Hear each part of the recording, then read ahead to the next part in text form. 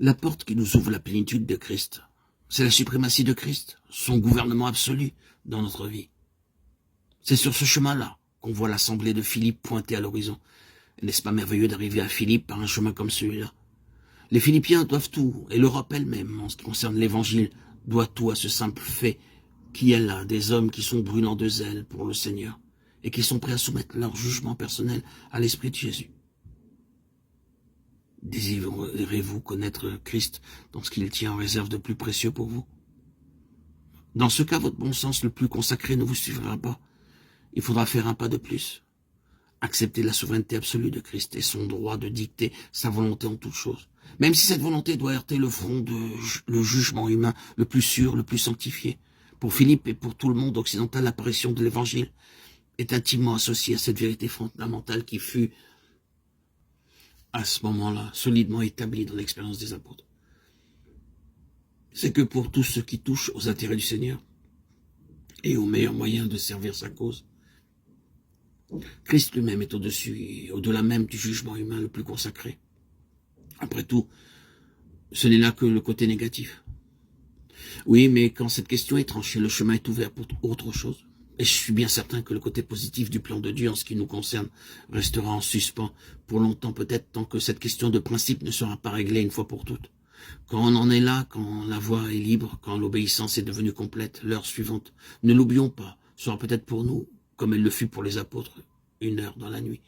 Entre ce que nous avons appelé le côté négatif et le côté positif, il y a eu une coupure, un silence de Dieu. Pas très long peut-être, assez cependant pour être une épreuve et une pierre de touche. Mettez-vous un peu à la place de ces 4 hommes quand ils se voient empêchés d'annoncer la parole en Asie. Ils auraient pu dire, tant pis, c'était pour le Seigneur après tout que nous voulions y aller. Nous ne cherchions que ses intérêts. Tout ce que nous voulions, c'est de gagner l'Asie à sa cause. Mais il n'y tient pas apparemment. Quelle est notre réaction dans des circonstances comme celle-là quand on est tout feu, tout flamme pour le Seigneur et que les yeux rivés sur un certain objectif, le cœur brûlant du désir de le glorifier sur ce chemin, on voit la porte se fermer brusquement? Dans de telles conjonctures, on peut choisir entre 2 attitudes. On peut dire, le Seigneur ne veut pas que j'y aille. Très bien, je m'en vais. Tout planter là, à quoi bon? Il est bien clair qu'il n'a pas besoin de mes services. Ou bien on peut dire, le Seigneur, évidemment, a autre chose en vue. Je m'en vais attendre et voir ce que c'est qu'il veut. Nos 4 voyageurs, c'est toujours à eux que nous revenons, font un quart de tour dans une autre direction pour voir si c'est peut-être là le bon chemin. Mais la même chose se produit. Par 2 fois, leur zèle et leur consécration vont au-devant du même veto. Tant que dure cette période de négation, et elle dure longtemps quelquefois, une grande perplexité nous étreint. Quant aux apôtres, ils acceptent de bon gré cette perplexité. Ils réalisent que c'est l'Esprit de Jésus qui est à l'œuvre et qui les retient. C'est le Seigneur qui est au-dessus de tout cela. Et ils savent bien que la suite des événements lui donnera raison. La sagesse est justifiée par ses enfants. Les voilà justement, ces enfants. Ces négations même sont les enfants d'une sagesse divine. Et tôt ou tard, ils justifieront leur source. Ainsi donc, Paul et ses compagnons tiennent bon dans la perplexité, ils acceptent la situation comme venant de Dieu. Ils ne raisonnent pas, ils n'abandonnent pas la partie, ils maintiennent une attitude positive, une attitude de foi. Allons, tenons ferme, le Seigneur ne nous a pas mis de côté. Non. Mais il a autre chose en vue. Il va leur ouvrir une autre sphère de service, bien plus féconde, celle-là, et bien plus importante à ses yeux.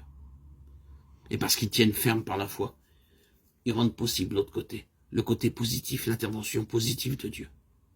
Paul a une vision. Il voit un Macédonien et il entend cet homme lui dire « Passe en Macédoine, viens nous secourir ». N'avait-il pas semblé tout à l'heure que c'était l'Asie qui disait « Passe en Asie, viens nous secourir ». Ne semblait-il pas que la Bithynie, elle aussi, avait jeté le même cri de détresse? Mais non, non. Force leur fut de constater qu'il n'en était rien et que ce qu'ils avaient pris pour un appel était simplement leur propre conclusion sur la situation dans ces 2 provinces. Mais voici un homme, voici un Macédonien, il crie.